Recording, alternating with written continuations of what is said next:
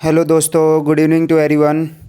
रात के बज गए हैं 9:15 और टाइम हो गया है जीके की डोज का। मैं आदि शर्मा स्वागत करता हूं आप सभी का आपके अपने GS special YouTube channel GS planet पर। जो भी बच्चे लाइव जुड़ चुके हैं प्लीज़ जल्दी से वीडियो को शेयर कर दो, आग की तरह वीडियो को फैला दो ताकि सभी बच्चे इन मोस्ट इम्पोर्टेंट 50 क्वेश्चंस का बेनिफिट उठा पाएँ। ठीक है, तो जल्दी से वीडियो को शेयर कर दो और अपने सगे संबंधियों को, भाई बहनों को जल्दी बुला लो टेस्ट सीरीज़ के अंदर।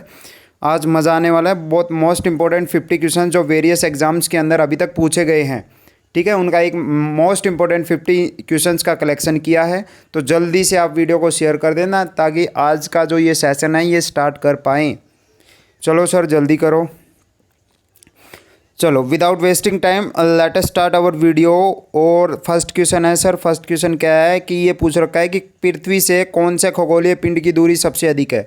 सर फर्स्ट क्वेश्चन इज कि कौन से खगोलीय पिंड की दूरी सबसे अधिक है। शनि की है, यूरेनस की है, नेपच्यून की है या प्लूटो की है? बोलो। अरे नींद आ रही है क्या? अभी से ही 9:15 ही हुए हैं, अभी जगना पड़ेगा भाई अगर आपको कुछ हासिल करना है तो। ठीक है, और जीएस प्लेनेट आपके साथ जगा हुआ है पूरा, आपकी सपनों की उड़ान को उस लेवल पर पहुंचाने के लिए बिल्कुल आपके साथ जगे हुए हैं। तो सर फर्स्ट का सही जवाब जाएगा। सर देखो ज़रा ध्यान से, थोड़ा सा कन्फ्यूजन है इसमें। अगर आपसे पूछा जाता है कि सर पृथ्वी से कौन से ग्रह की दूरी सबसे अधिक है तो शायद सिंपल सी बात है, आप सी को सही करके आते। लेकिन इसने डायरेक्ट पूछा खगोलीय पिंड। सर प्लूटो कोई ग्रह तो नहीं रहा, बोना ग्रह बना दिया इसे। ठीक है, लेकिन सर खगोलीय पिंड तो है ना ये अभी भी। तो सर ऑप्शंस के अकॉर्डिंग देखिए तो सबसे दूर अभी भी कौन सा है पृथ्वी से, तो बात करें तो प्लूटो ही है ना, खगोलीय पिंड भी है। ठीक है, तो सर बिल्कुल सही जवाब जाएगा फर्स्ट का डी। ठीक है, भावनाएं समझा करो, क्वेश्चंस की जो गहराई होती है, डेप्थ होती है, उसे समझा करो।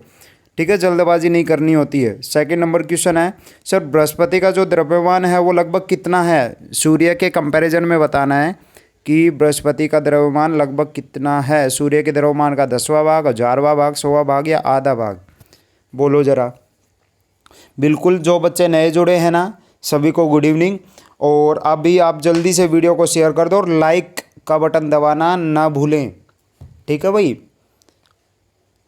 बताओ पृथ्वी का द्रव ये सॉरी बृहस्पति को क्या कहते हैं भाई? जुपिटर। जुपिटर का जो द्रव्यमान है वो लगभग कितना है सूर्य के कंपैरिजन में बात करें तो? सर 2 का सही जवाब क्या जाएगा? बिल्कुल सर 2 का सही जवाब जाएगा। सूर्य के द्रव्यमान का कितना है? 1000वां भाग है। सर आज के क्वेश्चंस मैं फिर से कह रहा हूँ बहुत मोस्ट इंपॉर्टेंट क्वेश्चंस हैं। एक एक क्वेश्चन को बिल्कुल पल्ले गांठ मार लो इनकी। और आपको अच्छे से पता है आज है मंडे और मंडे से लेकर फ्राइडे तक कंटिन्यू ये टेस्ट सीरीज चलेगी। ठीक है, 5 दिन के अंदर 250 क्वेश्चंस आपके कवर हो जाएंगे। और संडे के दिन, सैटरडे को ऑफ रहेगी एक क्विज और संडे के दिन बेटा इस चीज़ का टेस्ट होगा, इन्हीं 250 क्वेश्चंस का संडे को। तो आपको ये देखना होगा कि पिछले एक हफ्ते के अंदर जो कुछ आपने पढ़ा है कि वो आपको याद है क्या अभी भी। ठीक है, तो संडे को तैयार रहना, इन्हीं 250 ये आज के जो 50 क्वेश्चन है ये भी उसके अंदर मिलेंगे। ठीक है, तो एक एक क्वेश्चन को ध्यान से देखो और फिर एक हफ्ते बाद देखना कि क्या आपको एक हफ्ते पहले की चीज़ याद है क्या अभी तक। ठीक है भाई, नेक्स्ट क्वेश्चन की ओर चलते हैं। सूर्य की जो रोशनी है वो पृथ्वी तक पहुंचने में लगभग कितना समय लगता है? बोलो ज़रा। पृथ्वी की जो सूर्य की जो रोशनी है उसको पृथ्वी तक पहुंचने में कितना समय लगता है? बोलो। 10 minute 3.3 second, 6 minute 5.5 second, 8 minute 16.6 second या 9 मिनट 8.8 सेकंड? बोलो ज़रा। सर कितना समय लगता है बताओगे? आपको पता है क्या? लगभग 14 करोड़ 96 लाख है दूरी है पृथ्वी और सूर्य के बीच। ठीक है, बोलो। 1 एस्ट्रोनॉमिकल यूनिट पृथ्वी और सूर्य के बीच है। और सर टाइम कितना लगता है? बिल्कुल सही जवाब जाएगा सर, मैक्सिमम बच्चों का ये सही है सर, 8 मिनट 16.6 सेकंड। ठीक है बेटा, याद कर लो इसे, make it a point. Next question की ओर चलते हैं। जो तुल्यकाली उपग्रह होते हैं ना वो पृथ्वी के गिर्द घूमता है। तुल्यकाली नहीं समझ पा रहे होंगे बच्चे। तुल्यकाली यानी भू स्थिर जो उपग्रह होते हैं ना, भू स्थिर उपग्रह, ठीक है, उनकी बात कर रहे हैं। वो पृथ्वी के इर्द गिर्द कैसे घूमते हैं? पूर्व से पश्चिम, पश्चिम से पूर्व, उत्तर से दक्षिण या दक्षिण से उत्तर? बोलो भाई। जो जियो सैटेलाइट्स होते हैं वो कैसे घूमते हैं बताओ पृथ्वी के इर्द गिर्द? बताओ। बिल्कुल सर, जैसे पृथ्वी घूमेगी वैसे ही वो घूमेंगे। सही जवाब क्या जाएगा? बिल्कुल सर, सही जवाब क्या जाएगा? फोर्थ का बी, पश्चिम से पूर्व, पश्चिम से पूर्व। नेक्स्ट क्वेश्चन की ओर चलते हैं। सर ठंडे देशों में शीतकाल में झीलें जम जाती है नीचे का पानी छोड़कर। नीचे का पानी नहीं जमता है, ऊपर का पानी जम जाता है बस। ठीक है, तो वो कितने डिग्री सेल्सियस पर जमता है आपको ये बताना है। एग्जामिनर ने पूछा है कि नीचे का पानी नहीं पूछा, देखो आपको पता होना चाहिए ऊपर का पानी और नीचे का पानी दोनों अलग टेम्परेचर के ऊपर जमते हैं।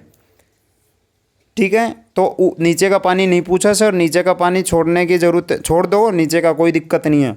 ठीक है, ऊपर का पानी संभाल के रखो बस। ऊपर का पानी पूछ रहे हैं कि जो झीलें हैं वो कितने डिग्री सेल्सियस पर ऊपर का पानी जम जाएगा। 0 डिग्री सेल्सियस पर, 0 डिग्री फ़ारेनहाइट पर, 4 डिग्री सेल्सियस पर या 4 डिग्री फ़ारेनहाइट पर। बोलो। बिल्कुल सर। कितना डिग्री सेल्सियस हो जाता है जब 0 डिग्री सेल्सियस तापमान आ जाता है ना सर, तो ऊपर का पानी जम जाता है और नीचे का पानी का टेम्परेचर लगभग उस टाइम पे 4 डिग्री सेल्सियस होता है और वो पानी के रूप में मिलता है, वो जमता नहीं है। ठीक है, तो सही जवाब जाएगा इसका ए। ठीक है, 6 नंबर क्वेश्चन सर, किलोवाट घंटा एक यूनिट है किसकी है, बताओ जरा। ऊर्जा की, शक्ति की, बल का या संवेग का। किलोवाट घंटा किसका एक यूनिट है, बताओ जरा। किसकी है भाई, बोल दो।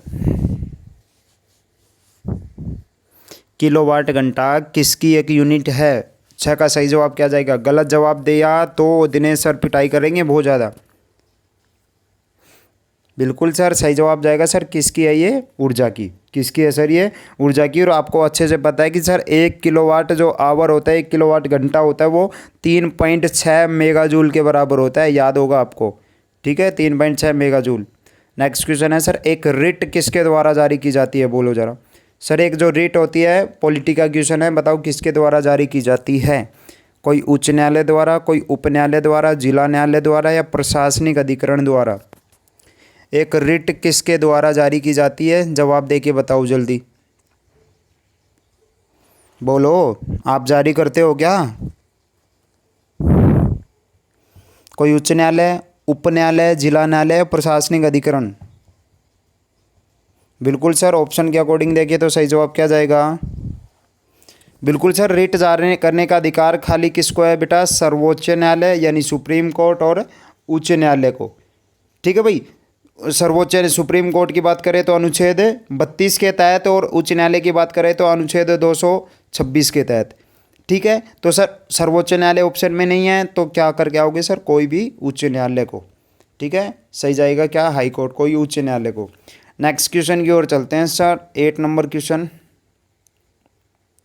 निम्नलिखित में से किस याचिका के अधीन किसी कर्मचारी को ऐसी कार्रवाई करने से रोका जाता है जिसके लिए वह सरकारी तौर पर हकदार नहीं है, बताओ जरा। उसके लिए कौन सी रिट जारी की जाती है, उस अधिकारी के लिए कौन सी रिट जारी की जाती है। ठीक है भाई, जिसके तौर पर वो हकदार नहीं है और वो उस पद पर कार्य कर रहा है सरकारी तौर पर। कौन सी रिट, क्या बोलोगे इसे, परमादेश, अधिकार पृच्छा, उत्प्रेषण या बंदी प्रत्यक्षीकरण रिट। सही जवाब क्या जाएगा भाई, बोलो। सही जवाब क्या जाएगा। बिल्कुल सर, पूछा जाता है कि किस अधिकार से आप यहाँ पर काम कर रहे हो, अधिकार पृच्छा रिट। अधिकार पृच्छा writ B is the right answer. 9 नंबर क्वेश्चन की ओर चलते हैं, भारतीय संविधान में जो मूलभूत अधिकार हैं वो किस संविधान से लिए गए थे। भाई अधिकारों की बात कर रहे हैं, फंडामेंटल जो राइट्स हैं हमारे, फंडामेंटल राइट्स हैं, मौलिक अधिकार हैं, वो हमने किस देश से लिए हैं, किस देश के संविधान से है। अमेरिका से, यूके से, सोवियत संघ से या इनमें से कोई नहीं, बोलो ज़रा। सर भारतीय संविधान में मूलभूत अधिकार किस संविधान से लिए गए थे, जवाब देना पड़ेगा। सो गए हो क्या। नहीं सर, पूरा जीके का डोज, पूरा इंजेक्शन लेके सोना है। ठीक है सर, बिल्कुल सही जवाब जाएगा। दुनिया में सबसे पहले मौलिक अधिकार देने वाला देश अगर कोई था तो वो कौन था, अमेरिका। और अमेरिका से हमने क्या लिया है, मूलभूत अधिकार लिए हैं। तो 9 का सही जवाब जाएगा ए। 10 नंबर क्वेश्चन की ओर चलते हैं सर, प्रारंभ में कितने मौलिक अधिकार दिए गए थे, ये भी बता दो ज़रा। सर शुरुआत में जब संविधान लागू हुआ तो कितने मौलिक अधिकार दिए गए थे, 6, 7, 4 या 5, बोलो। कितने अधिकार थे प्रारंभ में सर। 10 का सही जवाब क्या जाएगा। जो बच्चे लाइव जुड़े हैं ना, वीडियो को लाइक कर दो जल्दी से। ठीक है, ये और अपना व्हाट्सएप स्टेटस लगा लिया करो, और इस टाइम पे रेगुलर लाइव जुड़ जाया करो, इनविटेशन शादी का कार्ड ना देना पड़े किसी को भी। ठीक है भाई। चलो सर, प्रारंभ में मौलिक अधिकार कितने थे? 7। वर्तमान में कितने हैं सर? 6। एक अधिकार संपत्ति का जो अधिकार था उसको हटा दिया गया, अनुच्छेद 31। ठीक है, तो अब सही जवाब क्या जाएगा सर? वर्तमान में तो 6 हैं, लेकिन क्वेश्चन के अकॉर्डिंग देखें तो प्रारंभ में कितने थे? 7। B is the right answer. Sir Gandhi को माना जाता है, क्या माना जाता है बताओ जरा? हमारे महात्मा गांधी राष्ट्रपिता को क्या माना जाता है? दार्शनिक अराजकतावादी, मूल अराजकतावादी, मार्क्सवादी या फेबियनवादी? बोलो जरा, क्या माना जाता है हमारे गांधी जी को?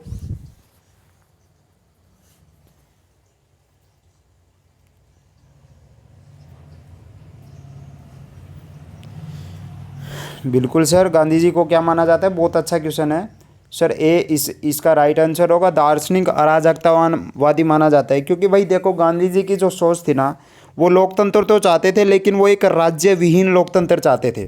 ठीक है, वो मानते थे कि एक मतलब जो एक राज्य विहीन जो लोकतंत्र होता है, उस प्रकार के राज्य में प्रत्येक व्यक्ति अपना खुद शासक होता है, ये उनका मानना था। इसलिए वो दार्शनिक अराजकतावादी थे।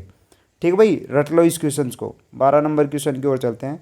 जब महात्मा गांधी की जब हत्या हुई थी ना, बिल्कुल सर, किसने की थी? नाथूराम गोडसे ने। तब किसने यह लाइन बोली थी बताओ जरा? कि कोई विश्वास नहीं करेगा कि ऐसा शरीर और आत्मा वाला वह कोई आदमी कभी इस धरती पर चला था।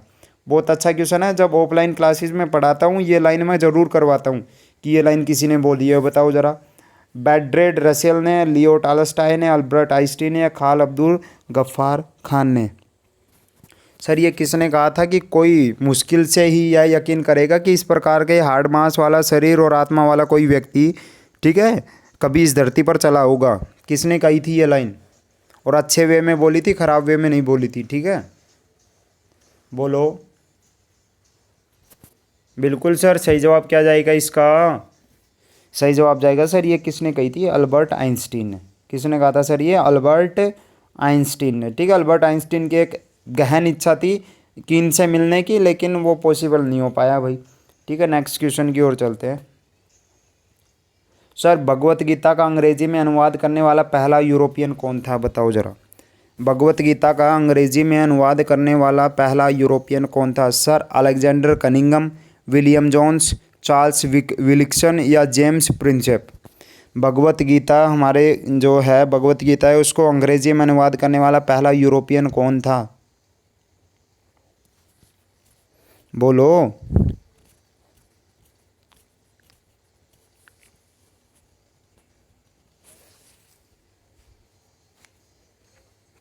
बिल्कुल सर, इसका अनुवाद सर 1785 के अंदर, रट लो बेटा, 1785 में किसने किया था? चार्ल्स विल्किंस द्वारा। किसके द्वारा? चार्ल्स विल्किंस द्वारा।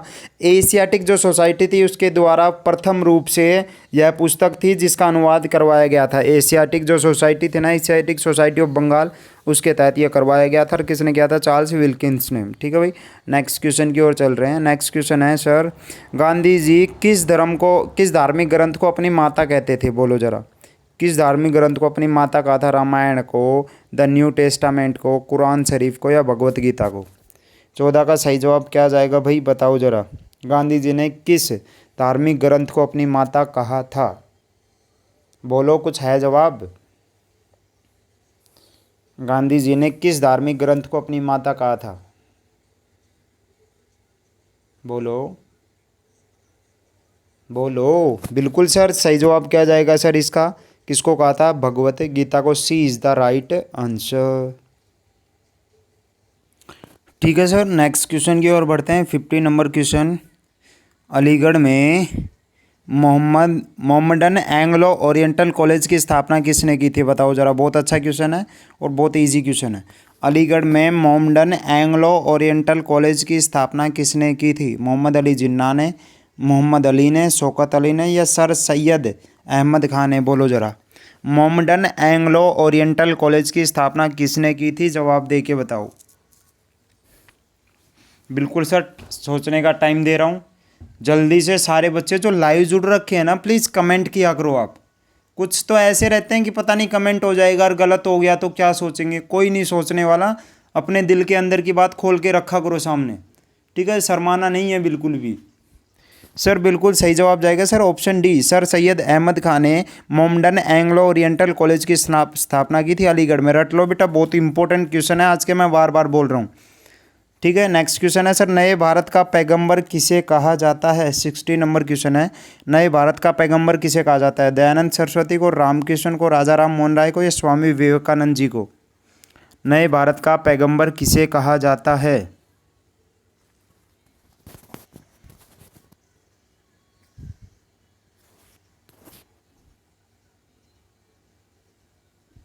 बिल्कुल सर, सही जवाब क्या जाएगा? ए, बी, सी, डी? सर एक तो होगा, कौन सा होगा? बिल्कुल सर, राजा राम मोहन राय, सी।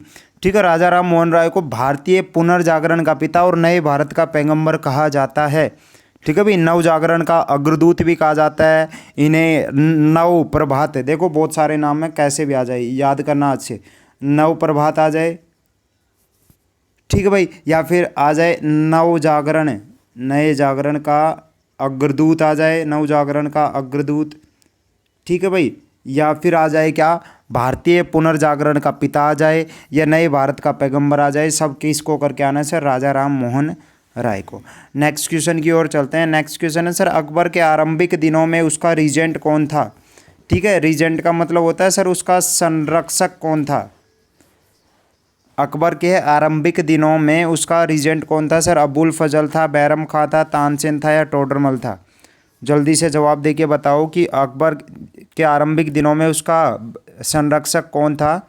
जल्दी कमेंट करो सारे प्यारे बच्चे, बताओ ज़रा उसका रीजेंट कौन था भाई? अबुल फजल था, बैरम खां था, तानसेन था, या टोडरमल था?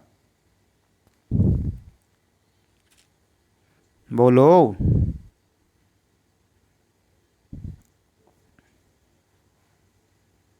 बिल्कुल सर, सही जवाब जाएगा इसका बैरम खां, बी।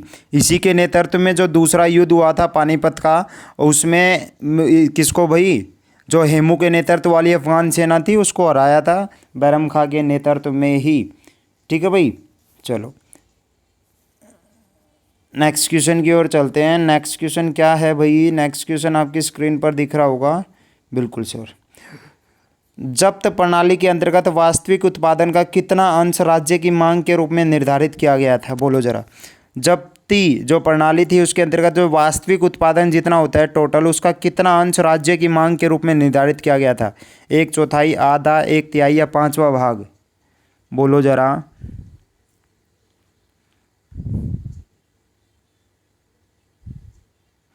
बोलो। जब्ती प्रणाली भाई अकबर से संबंधित, बताओ जरा इसका सही जवाब क्या जाएगा?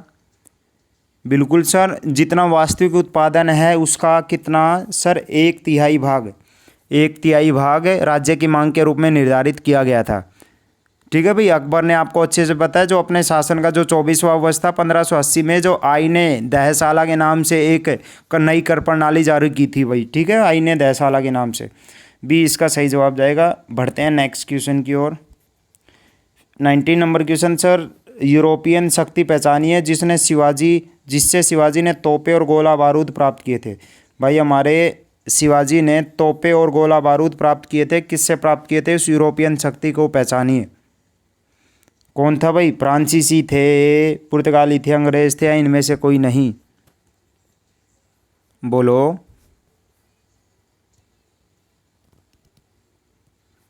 सही जवाब क्या जाएगा भाई इसका? बोलो, सही जवाब क्या जाएगा? सर सही जवाब मैं बता देता हूँ, जो बच्चे ए बी सी कुछ भी टाइप कर रहे हैं, तो सर शिवाजी के पास अपना एक छोटा तोपखाना था जिसके अंदर लगभग 200 तोपें थी। ठीक है, और ये जो 200 तोपें थी ये पुर्तगालियों से भी ली गई थी, फ्रांसीसियों से भी, अंग्रेज़ों से भी। ठीक है, तो सर इस क्वेश्चन का कोई भी जवाब हम सही नहीं करेंगे, बाकी ये तीनों ही सही है। ठीक है भाई, ये क्वेश्चन जानबूझ के डाला गया है ताकि आपको अच्छी सी चीज़ें समझा पाऊँ मैं। ठीक है भाई, 200 के करीब तोपें थी और वो इन तीनों से ही खरीदी गई थी लगभग थोड़ी थोड़ी। ठीक है, तो नेक्स्ट क्वेश्चन की ओर बढ़ते हैं। नाना साहिब के रूप में कौन प्रसिद्ध था? बताओ जरा। नाना साहिब किसको कहते हैं? बाजीराव प्रथम को, बालाजी बाजीराव को, बालाजी विश्वनाथ को, या माधवराव को? सर नाना साहिब के रूप में नाम से प्रसिद्ध थे, कौन प्रसिद्ध थे?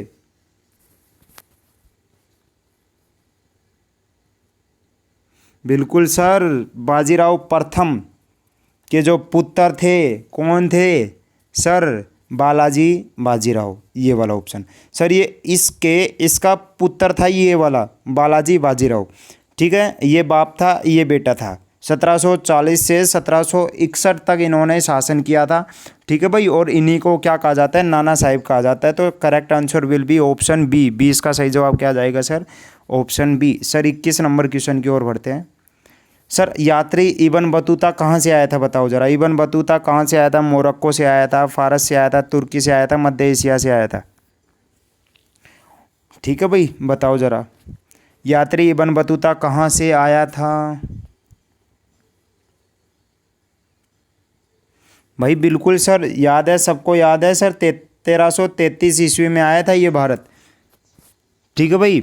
और इनका एक ग्रंथ है, इब्न बतूता का ग्रंथ का क्या नाम है सर? रेला। क्या नाम है? रेला, ठीक है। और ये सर ये कहाँ से आया था? बिल्कुल सही जवाब जाएगा ऑप्शन ए, मोरक्को से। कहाँ से आया था सर? ये मोरक्को से आया था, ठीक है भाई। नेक्स्ट क्वेश्चन इसी से रिलेटेड है, आपको दिख गया होगा। 22 number question. Sir Ibn Battuta किसके शासनकाल में भारत आया था? ये और बता दो। 1333 में। इल्तुतमिश का शासनकाल चल रहा था, अलाउद्दीन खिलजी का, मोहम्मद बिन तुगलक का, या बलबन का? किसका शासनकाल चल रहा था भाई?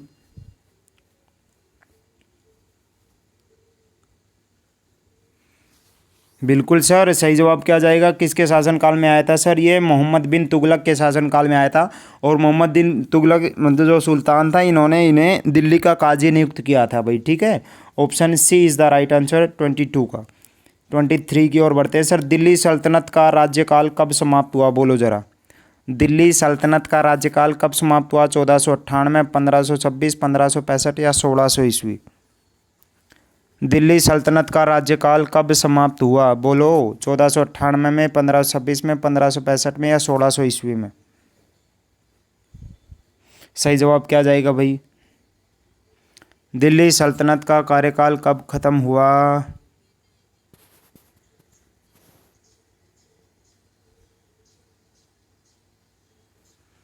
बिल्कुल सर, सही जवाब क्या जाएगा? Option B. आपको पता है 1526 में पानीपत का पहला युद्ध हुआ था, जिसमें बाबर ने हरा दिया था, ठीक है, इब्राहिम लोदी को। और वहीं से दिल्ली सल्तनत का राज्यकाल खत्म हो गया था और शुरुआत हो गई थी सर, मुगल वंश की नींव डाली गई थी। तो सही जवाब जाएगा ऑप्शन बी, ठीक है। नेक्स्ट क्वेश्चन की ओर चलते हैं सर। मोहनजोदड़ो में सबसे बड़ा भवन कौन सा था? बताओ जरा। अच्छा क्वेश्चन है हिस्ट्री का। मोहनजोदारो में सबसे बड़ा भवन कौन सा था? विशाल स्नानागार था, धान्यगार था, सहस्तंभ हॉल था, या 2 मंजिला मकान था? सबसे बड़ा भवन कौन सा था मोहनजोदड़ो में? बोलो।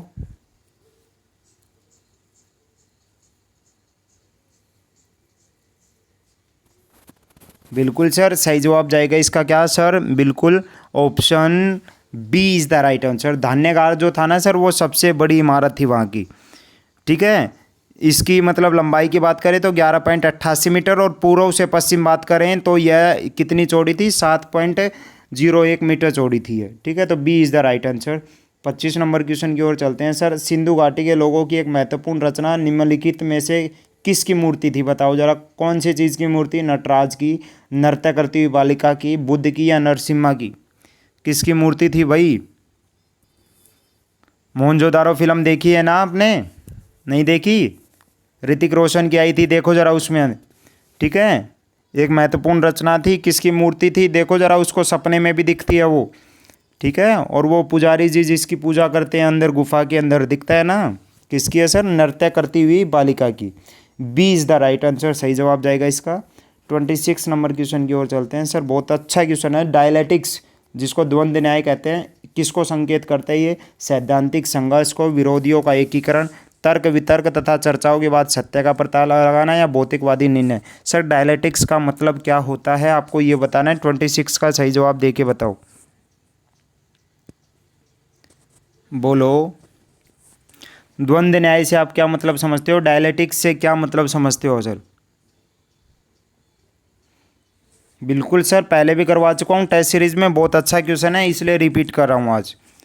बिल्कुल सर, डायलैक्टिक्स का मतलब होता है तर्क वितर्क करने के बाद और चर्चा करने के बाद सत्य का पता लगाने की ओर संकेत करता है ये। Option C is the right answer. Sir next question है 27, राज्य शब्द का सर्वप्रथम प्रयोग किसने किया था? राज्य शब्द का, स्टेट शब्द का सर्वप्रथम प्रयोग किसने किया था? पर सर जब पॉलिटी का डेमो क्लासेस चलती है ऑफलाइन क्लासेस के अंदर तो ये शब्द मैं ज़रूर बताता हूँ आपको। अरस्तु ने, हॉब्स ने, मैकियावेली ने या प्लेटो ने?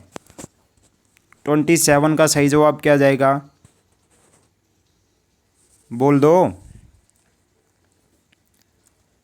भाई। ये वही आएगा जिसने संप्रभुता के बारे में बताया था। अभी तो याद आ गया होगा।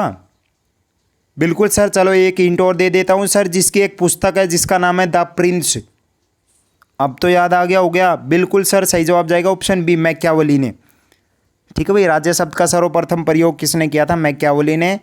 करेक्ट आंसर यही होगा। ठीक है, नेक्स्ट क्वेश्चन की ओर चलते हैं। 28 नंबर क्वेश्चन है, निम्न में से कौन सी भाषा भारतीय संविधान की 8वीं अनुसूची में उल्लेखित नहीं है? जो 8वां शेड्यूल है उसके अंदर कौन सी भाषा उल्लेखित नहीं है? सर संस्कृत नहीं है, अंग्रेजी नहीं है, सिंधी नहीं है या नेपाली नहीं है? कौन सी भाषा है जो हमारी 8वीं अनुसूची के अंदर उल्लेखित नहीं है? बोल दो। बिल्कुल सर, सही जवाब जाएगा ऑप्शन सी सर, अंग्रेजी उल्लेखित नहीं है। ये भी है, ये भी है और ये भी है।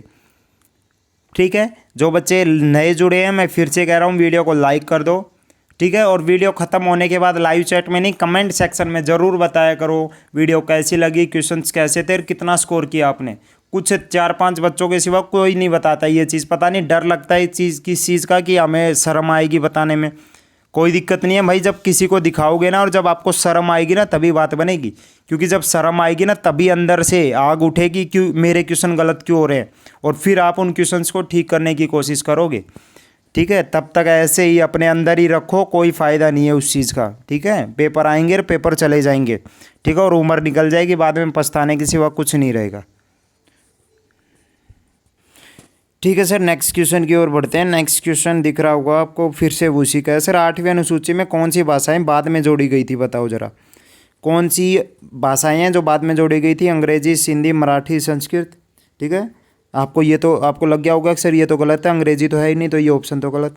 संस्कृत, सिंधी, कोंकणी, मणिपुरी, सिंधी, कोंकणी, मणिपुरी, नेपाली, मराठी, उड़िया, कोंकणी और नेपाली। बताओ जरा कि कौन सी भाषाएं थी जो बाद में जोड़ी गई थी? पर मूल संविधान में बात करें तो 8वीं अनुसूची में भाई 14 भाषाएं थी। ठीक है, 21वें संविधान संशोधन द्वारा कौन सी भाषा को, सिंधी को, और 71वें संविधान संशोधन द्वारा नेपाली, कोंकणी और मणिपुरी को शामिल किया गया था। 92वें संविधान संशोधन द्वारा बोडो, डोगरी, मैथिली और संथाली को। ठीक है, और टोटल कितनी भाषाएं हैं? अभी 22 हैं। तो सर बोडो, डोगरी, मैथिली और संथाली जो लास्ट संशोधन हुआ था 92वां 92वां, वो तो इसमें दे नहीं रखा है। तो सर इससे पिछले वाला देख लेते हैं।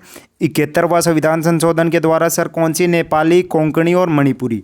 नेपाली, कोंकणी और मणिपुरी। तो सर कौन सा सही जवाब जाएगा? ये। और इससे पिछले संविधान संशोधन से कौन सी हुई थी? सिंधी। ठीक है, 21वें संविधान संशोधन से। तो सही जवाब क्या जाएगा सर इसका? Option C is the right answer. थोड़ा लंबा क्वेश्चन था लेकिन अच्छा क्वेश्चन था। ठीक है, नेक्स्ट क्वेश्चन की ओर चलते हैं। 30 नंबर क्वेश्चन सर दिख रहा होगा, निम्न में से कौन सी मदें हैं जो समवर्ती सूची के अंतर्गत आती है? बताओ कौन सी ऐसी चीज़ है जिनको आप समवर्ती सूची के अंतर्गत रखोगे? कौन से विषय को? अंतर्राज्यीय नदियाँ, मजदूर संघ, नागरिकता या स्थानीय शासन। बोलो जरा, समवर्ती सूची के तहत आप किसको रखोगे? कौन से विषय हैं जो समवर्ती सूची के तहत आते हैं? सर अंतर्राज्यीय नदियाँ, इसकी अगर बात करें तो सर ये संघ सूची में आती है, बता देता हूँ मैं। संघ सूची की जो प्राइवेसिटी जो 56 होती है उसमें आती हैं ये। ठीक है, और बच गया क्या? मजदूर संघ बच गया, और क्या बच गया? नागरिकता बच गया। ठीक है, मजदूर संघ हो गया, और स्थानीय क्या हो गया? शासन हो गया। ठीक है, तो सर मजदूर संघ हो या फिर व्यापार संघ हो, ये किसका भाग है? ये मजदूर संघ वाले बात करें तो सर ये किसका भाग है? समवर्ती सूची का भाग है।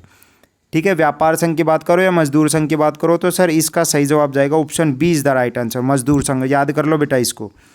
बताओ जरा, अब देखो फिर से वही क्वेश्चन है कि निम्न में से कौन सा विषय हमारे संविधान की समवर्ती सूची में शामिल नहीं है? तो अभी हमने किया कि सर मजदूर संघ तो शामिल है समवर्ती सूची में, तो सर एक ऑप्शन तो हट गया। अब आपको बताना है कि इन तीनों में से समवर्ती सूची में शामिल कौन नहीं है? जंगल, जंगली जानवरों, पक्षियों का संरक्षण और शेयर बाजार तथा भावी बाजार।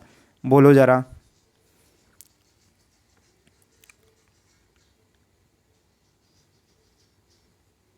भाई, बताओ जरा कौन सा है जो समवर्ती सूची का विषय नहीं है। 31।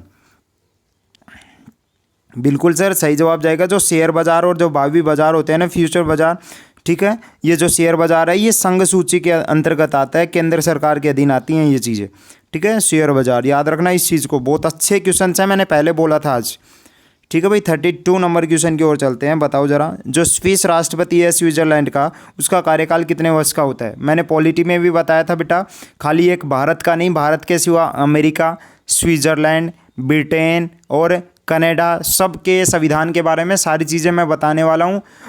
और अभी तक वो वीडियो नहीं हो पाई है, लेकिन आगे आने वाली कमिंग डेज में वो वीडियो सारे एक एक देशों के बारे में बताऊंगा, कौन से देश के संविधान में और हमारे देश के संविधान में क्या फ़र्क है, ठीक है। तो सुबह जो 8:15 बजे पॉलिटी की क्लास स्टार्ट हुई है, उससे कल से आप जुड़ जाना, आज स्टार्ट हो चुकी है वो मॉर्निंग में, ठीक है। रेगुलर रखो उस क्लास को।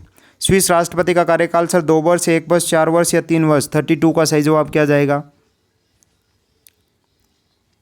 सर। बिल्कुल सही बात है, स्विट्जरलैंड में बहुल कार्यपालिका है, बिल्कुल सही कह रहे हो, ठीक है भाई। सही जवाब क्या जाएगा सर, सही जवाब क्या जाएगा। बिल्कुल सर, प्रतिवर्ष राष्ट्रपति नियुक्त किया जाता है इसमें, option C is the right answer. राष्ट्रपति का कार्यकाल 1 वर्ष होता है भाई, ठीक है। नेक्स्ट क्वेश्चन की ओर चलते हैं। स्विस संघीय सभा के 2 चैम्बरों को क्या कहते हैं, बताओ जरा।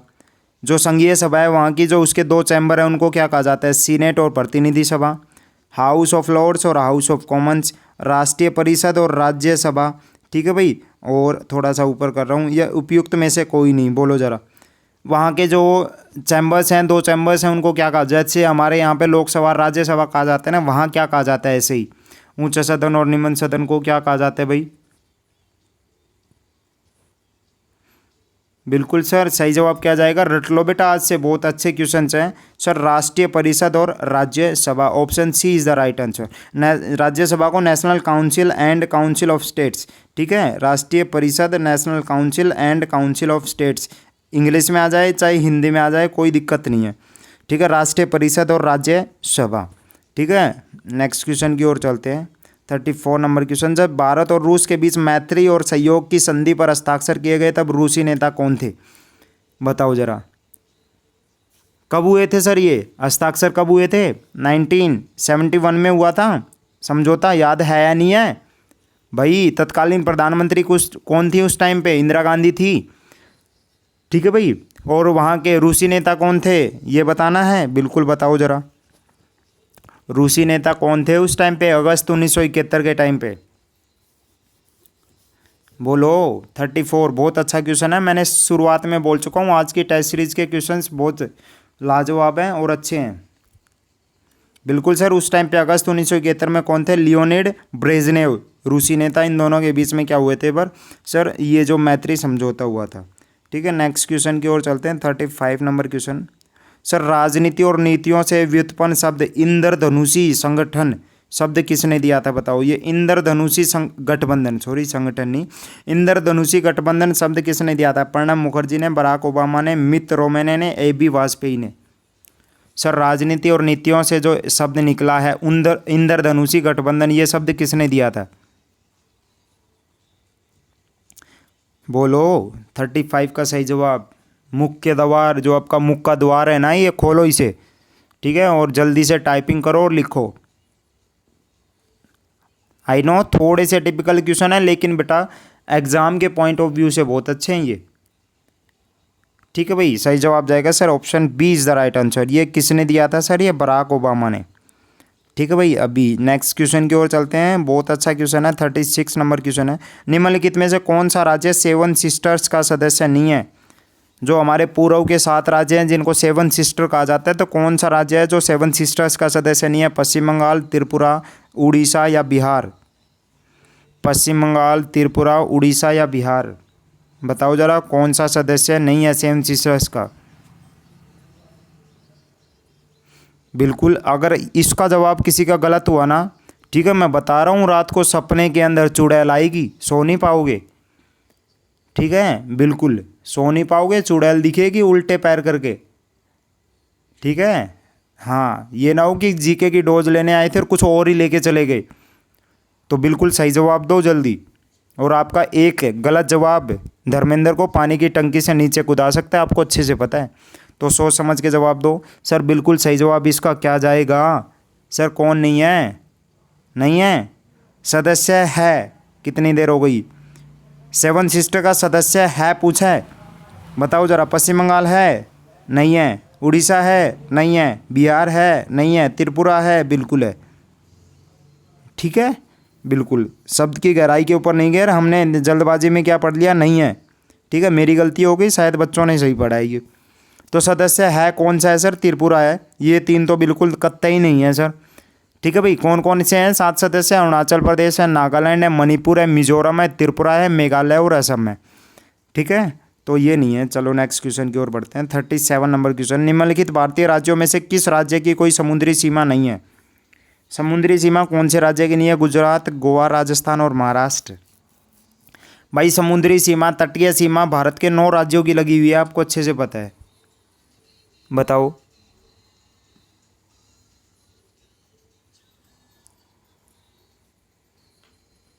बोलो। बिल्कुल सर, किसकी नहीं लगी हुई है? राजस्थान की नहीं लगी हुई है, गुजरात की है, सबसे लंबी गुजरात की है, गोवा की है, महाराष्ट्र की है। बिल्कुल है सर, राजस्थान की नहीं है। ठीक है, राजस्थान की कोई सागरीय सीमा नहीं है, स्थलीय सीमा है, पाकिस्तान के साथ लगी हुई है। सर नेक्स्ट क्वेश्चन है 38 नंबर क्वेश्चन, नाग टिब्बा और महाभारत पर्वतमालाएं किस में शामिल हैं? जो बच्चे ऑफलाइन क्लासेज में ज्योग्राफी मेरे से पढ़ चुके हैं उनको इसका जवाब बहुत आसानी से पता होगा। नाग टिब्बा और महाभारत पर्वत जो मालाएँ हैं वो किसके में शामिल हैं?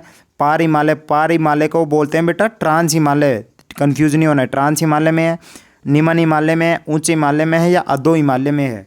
बोलो किस में है भाई नाग टिब्बा और महाभारत पर्वतमालाएं? बिल्कुल सर, बिल्कुल मैंने लास्ट में बताया होगा। सर पढ़ते हैं हम क्या? सर हम पढ़ते हैं लघु हिमालय। ठीक है, लघु हिमालय की 5 श्रेणियां बताई थी मैंने, पीर पंजाल, धौलाधार, मंसूरी श्रेणी, नाग टिब्बा और महाभारत। इनको हम क्या बोलते हैं? लघु हिमालय। ठीक है सर, लघु हिमालय। और यहाँ ऑप्शन है निम्न हिमालय, एक ही बात है। 38 का सही जवाब जाएगा option C. Sir 39 number question की ओर चलते हैं। निम्नलिखित में से किसको सह्याद्री पर्वतमाला भी कहा जाता है? आज की टेस्ट सीरीज का सबसे ईजीएस्ट क्वेश्चन है ये। किसको सह्याद्री पर्वतमाला भी कहा जाता है? बोलो जरा। पूर्वी घाट को, पश्चिमी घाट को, शिवालिक पहाड़ियों को या विंध्य पर्वत को? किसको कहा जाता है भाई सह्याद्री पर्वतमाला? किसे कहा जाता है? जिस बच्चे ने अभी तक वीडियो को लाइक नहीं किया है वो वीडियो को लाइक करो जल्दी से। बोलो। बिल्कुल सर, ये है हमारा दक्षिण भारत और यहाँ से लेकर यहाँ नीलगिरी तक ये जो पर्वत फैला है इसको कहते हैं पश्चिमी घाट, और पश्चिमी घाट को ही बोला जाता है सह्याद्री पर्वतमाला कहा जाता है। स्पेशली इसको महाराष्ट्र में सह्याद्री बोलते हैं, लेकिन पूरे को भी सह्याद्री बोलते हैं, पश्चिमी घाट को। करेक्ट जो आंसर होगा विल बी ऑप्शन बी, पश्चिमी घाट। नेक्स्ट क्वेश्चन की ओर चलते हैं सर। 40 नंबर क्वेश्चन है, निम्नलिखित में से कौन सा भारत का सबसे अधिक आर्द्र स्थान है? बोलो जरा। भारत का सबसे अधिक आर्द्र स्थान कौन सा है? महाबलेश्वर है, चेरापूंजी है, ऊटक मंडलम है, मासिन राम या बताओ जरा, एक ही बात है ये तो, मासिन राम। सबसे अधिक भारत का सबसे अधिक आर्द्र स्थान कौन सा है? बोलो। भारत का सबसे अधिक आर्द्र स्थान, बेटा याद रखना, आर्द्र मतलब गर्मी। ठीक है, ह्यूमस बोलते हैं ना, ह्यूमस हो रखा है, हुमस हो रखा है। हुमस कब होता है भाई? जब गर्मी हो और साथ में वर्षा हो जाए, हवा के अंदर नमी की मात्रा आ जाए। तो सर उमस ज़्यादा कहाँ होगा? जहाँ ज़्यादा वर्षा होगी, साथ में गर्मी भी होगी। और सर सबसे ज़्यादा वर्षा कहाँ होती है सर? बोलो ना ज़रा, कहाँ होती है? मासिन राम में। कहाँ होती है? मासिन राम में। बिल्कुल सर, मासिन राम में सबसे ज़्यादा वर्षा होती है। तो सर सबसे ज़्यादा जो आर्द्रता है, आर्द्रता वाला स्थान भी भारत का सबसे अधिक कौन सा मिलेगा? यही मिलेगा। 40 का सही जवाब जाएगा ऑप्शन डी। ठीक है, 41 नंबर क्वेश्चन सर, वर्ष में 50 सेंटीमीटर से कम वर्षा वाला स्थान कौन सा है? भाई सबसे अधिक वर्षा वाला स्थान बता दिया मैंने मासिन राम। अब ये और बता दो सबसे कम वर्षा वाला स्थान कौन सा? 50 सेंटीमीटर से भी कम वर्षा। मेघालय है, कश्मीर में लेह है, कोरोमंडल तट है या कोंकण तट है? ऑप्शन के अकॉर्डिंग जल्दी से बताओ। बोलो। सबसे अधिक आर्द्रता वाला स्थान कौन सा है? बिल्कुल सर, सही जवाब जाएगा सबसे कम पूछ रखा है। 50 सेंटीमीटर वाले की बात करें तो सर कश्मीर में जो लेह लद्दाख का क्षेत्र है ये सबसे कम वर्षा वाला क्षेत्र 50 सेंटीमीटर से भी कम। ठीक है भाई, नेक्स्ट क्वेश्चन की ओर चलते हैं। 42 नंबर क्वेश्चन है।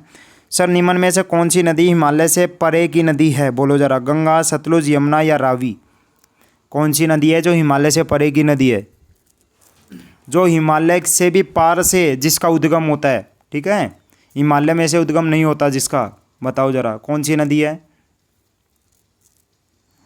गंगा, सतलुज, यमुना या रावी? यमुना का गंगा में से सर इसमें से होता है, हिमालय से बिल्कुल होता है, बंदरपुर श्रेणी से निकलती है। गंगा सर बिल्कुल होता है। सतलुज, रावी, रावी होता है, रावी बिल्कुल सर। कहाँ से होती है रावी, पता है? बिल्कुल सर होता है सतलुज। सतलुज का निर्माण सर उद्गम कहाँ से होता है? सर तिब्बत में जो राकसताल ग्लेशियर है वहाँ से निकलती है। तो सर ये क्या है? हिमालय से परे की नदी है। Option C is the right answer. 43 number question की ओर चलते हैं। भारत में कौन सी नदी को खुला नाला कहा जाता है? बोलो जरा, गंगा को, यमुना को, नर्मदा को या गोदावरी को?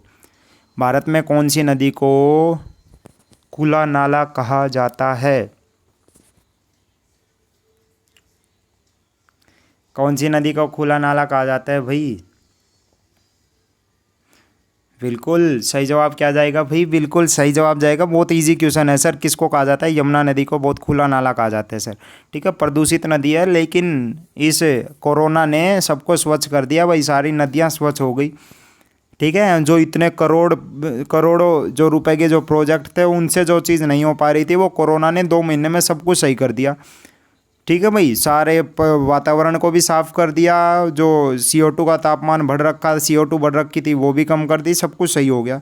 ठीक है, लेकिन बहुत सारे इंसानों की मौत हो गई इसके अंदर, ये दुखद बात है बस, और जिसकी वजह से हम घर के अंदर कैद बैठे हैं इतने दिन से। भारत का जीव मंडल रिजर्व नंदा देवी, जो जिसको यूनेस्को द्वारा मान्यता प्राप्त है, ये किस राज्य के अंदर है? कमेंट करके बताओ।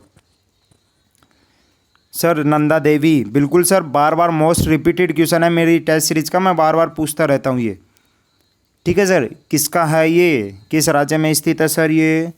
बिल्कुल सर, नंदा देवी कहाँ है? नंदा देवी चोटी भी है, नंदा कोट चोटी भी है, और ये सारी कहाँ है सर? ये उत्तराखंड के अंदर है। कहाँ है sir? Option A is the right answer. Sir चलते हैं नेक्स्ट क्वेश्चन की ओर। 45 नंबर क्वेश्चन। सर भारत में निम्नलिखित में से वह कौन सा वन्य जीव अभ्यारण्य है जहां गैंडों के लिए संरक्षण की परियोजना चल रही है? गैंडे के लिए बताओ जरा, संरक्षण की परियोजना चल रही है। गैंडे की संरक्षण, बांदीपुर, काजीरंगा, पेरियार या गिर? बोलो। बिल्कुल सर, असम के अंदर जो काजीरंगा नेशनल पार्क है, वन्यजीव अभ्यारण्य है, ये एक गेंडे के एक जो सिंग वाला जो गैंडा है उसके लिए प्रसिद्ध है, वहाँ इसके संरक्षण की परियोजना चल रही है। Option C is the right answer. 46 number question की ओर चलते हैं। सर भूकंप केंद्र के ठीक नीचे के बिंदु को क्या कहते हैं? बहुत अच्छा क्वेश्चन है भाई, आज की टेस्ट सीरीज का बहुत इंपॉर्टेंट क्वेश्चन है ये। भूकंप केंद्र के ठीक नीचे के बिंदु को क्या कहते हैं? विदर कहते हैं, इन सेंटर कहते हैं, अधिकेंद्र कहते हैं, भूकंप मूल फोकस कहते हैं। क्या कहते हैं सर भूकंप केंद्र के ठीक नीचे के बिंदु को? बिल्कुल सर, क्या कहते हैं?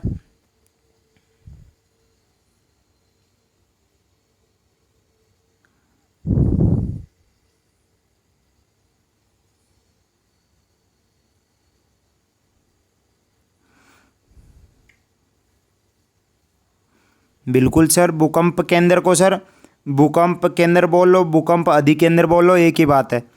ठीक है, इसके ठीक नीचे के बिंदु को क्या कहते हैं सर? भूकंप मूल कहते हैं, फोकस कहते हैं। क्या कहते हैं? फोकस कहते हैं, या फिर आप इसको हाइपो सेंटर भी बोल सकते हो। क्या बोल सकते हो?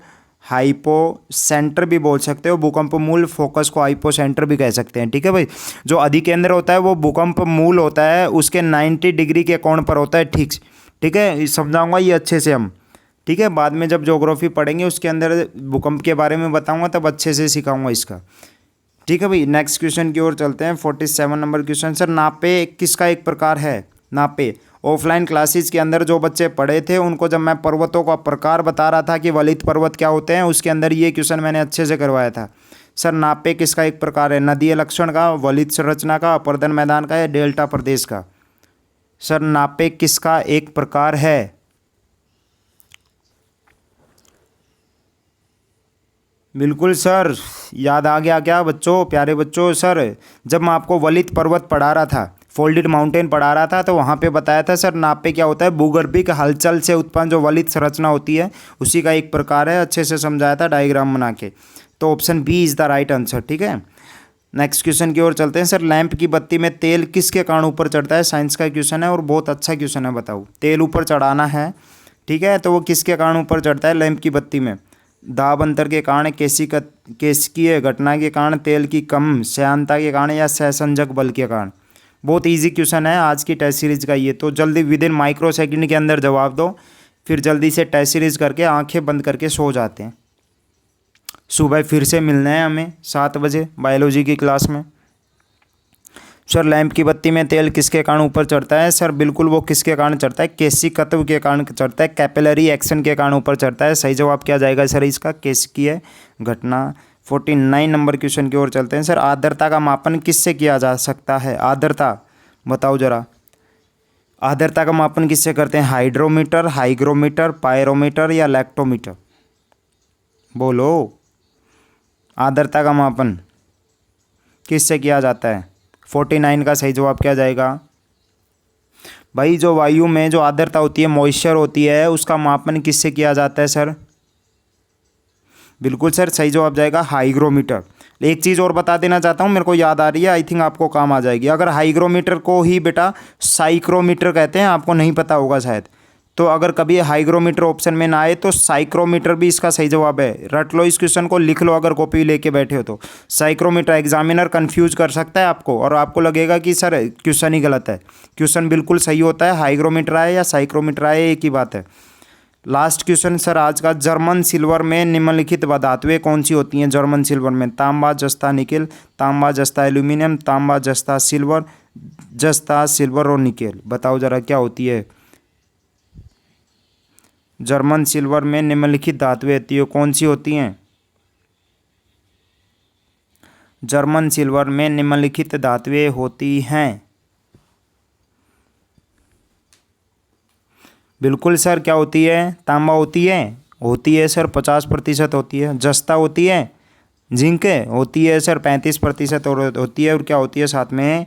तांबा, जस्ता और निकेल। तो sir option A is the right answer. 50 का सही जवाब जाएगा सर ऑप्शन ए। ठीक है भाई, एक क्वेश्चन मिस हो रहा है शायद, एक सेकंड रुको। ठीक है, चलो आगे चलते हैं, आज की थॉट देख लेते हैं। बहुत अच्छा क्वेश्चन, बहुत अच्छी लाइन है भाई, सोने से पहले माइंड फ्रेश हो जाएगा। सर नीचे गिरना एक दुर्घटना है, बिल्कुल सही बात है। नीचे गिरे रहना तुम्हारी कमजोरी है। ठीक है, कोई बात नहीं, गिर गए, ठोकर लग गई, कुछ भी हो गया, किसी भी वजह से गिरे, लेकिन नीचे गिरे रहना कमजोरी है। ठीक है, गिर गए हो तो उठो और फिर से चल पड़ो अपने मंजिल की तरफ।